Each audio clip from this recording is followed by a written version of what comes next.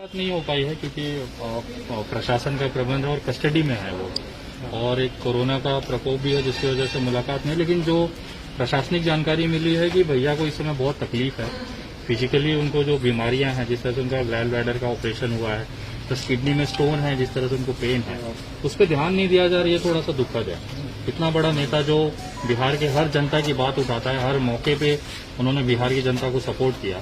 आज वो आदमी जो दूसरों की तकलीफ सॉल्व करता था, दूसरों की पीड़ा खत्म करता था, आज वो तकलीफ में है और कोई ध्यान नहीं दे रहा है। सबसे मुझे बुरा ये लग रहा है कि जो बिहार की जनता है, जिसके लिए जिस आदमी ने पूरी जिंदगी अपनी दांव पे लगा दी, अब उसके लिए मुंबई से अगर आना पड़ रहा है तो ये सबसे बड़ा दुर्भाग्य है बिहार का। मैं खासतौर पर युवाओं से बोलना चाहता हूं कि अगर अभी भी आपको लगता है कि आप नहीं कर पाओगे, कोई दिक्कत नहीं है। हम मुंबई वाले हैं, हमारे राष्ट्रीय पार्टी जी ये भी सोशल एक्टिविस्ट हैं जो उत्तर प्रदेश जौनपुर से आए हैं। हम लोग आएंगे, हमें पता है कि जो व्यक्ति जो हीरा व्यक्ति है, आज बिहार को उसकी जरूरत है। लेकिन अगर युवा और बाकी लोग अगर नहीं देखेंगे तो फिर हम लोगों को आगे आगे करना पड़ेगा। बिल्कुल नहीं, एकदम जीरो सर्विसेज है यहाँ पे। जिस तरह से उनको रखा गया है, वो आदमी पीड़ा में करा रहा है। आप सोचिए, कस्टडी में भले उसका, लेकिन जो ह्यूमन राइट्स है, जो उनके अधिकार है, दवाई का अधिकार है, एक कैदी को भी इलाज होने का प्रॉपर अधिकार है, ये नियम है संविधान में। अगर उसको ट्रीटमेंट नहीं मिल रहा है, अभी जैसे पता चला कि यहाँ पे ना सीटी स्कैन है ना एक्सरे है, तो किस चीज के लिए यहाँ पे रखते हैं? अब उनको पटना रेफर कर दीजिए, अगर नहीं होता तो फिर कोर्ट भी इस तरह से उनका ट्रीटमेंट कर रही है, जिस तरह से तारीखें नहीं मिल रही हैं सुनवाई के लिए, वो भी एक दुर्भाग्य। अचानक आपको नहीं लगता है कि जो पर्दा उठा एम्बुलेंस से 32 साल पुराना केस उठाकर के अचानक से जेल में डाल देना, वो भी अंडर कस्टडी फिट टेबल, यार दूसरा आदमी निंदनीय है। मुझे लगता है कि अगर आज आदमी अगर सेवा करे, ऑक्सीजन बांटे, किसी की जान बचाए, तो उनको जेल में डाल दिया जाएगा। ये एक सबसे बड़ा उदाहरण है बिहार ने सेट किया है। अगर आप किसी को ऑक्सीजन दोगे, किसी की जान बचाओगे, तो आपको जेल भेज दिया जाएगा। सीधा सीधा मैसेज है ये, ना किसी की जान बचाएंगे ना बचाने देंगे। तो ये दमनकारी जो चल रही है, क्योंकि सरकार नाकाम है। अब पीएमसीएच चले जाइए, कोई भी अस्पताल, यही देख लीजिए दरभंगा का, एक दवाई के लिए भी यहाँ पे 2-2 घंटा वेटिंग करना पड़ रहा है। इस परिस्थिति में आम जनता की क्या हालत होगी? जो पूर्व सांसद की हालत है, एक जो 3 बार 2 बार सांसद रह चुके, विधायक रह चुके हैं, उस आदमी को अगर ट्रीटमेंट नहीं मिल रहा है तो आम जनता का बिहार आप सोच सकते हैं।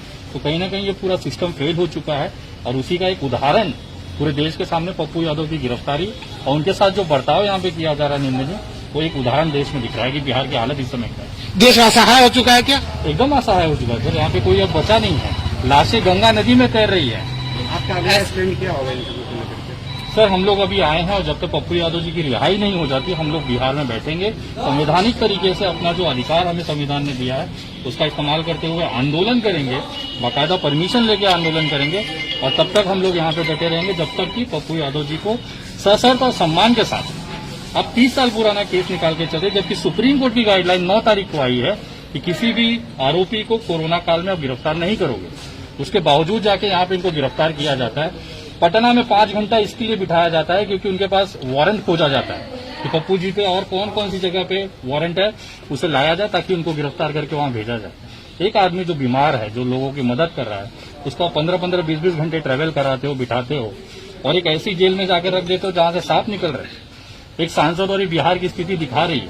तो कहीं ना कहीं एक दुर्भाग्य है बिहार का। और खासतौर पर मैं बिहार की जनता का और खासतौर पर युवाओं से कहना चाहता हूँ, अगर अभी भी नहीं जागे तो तैयार रहिए, घर में लाशें गिरेंगी और फिर कोई पप्पू यादव नहीं आएगा बचाने के लिए, आप कर उठाएंगे। ऐसी परिस्थिति में जनता को क्या करना चाहिए? आवाज उठाना चाहिए, जो आपका अधिकार है।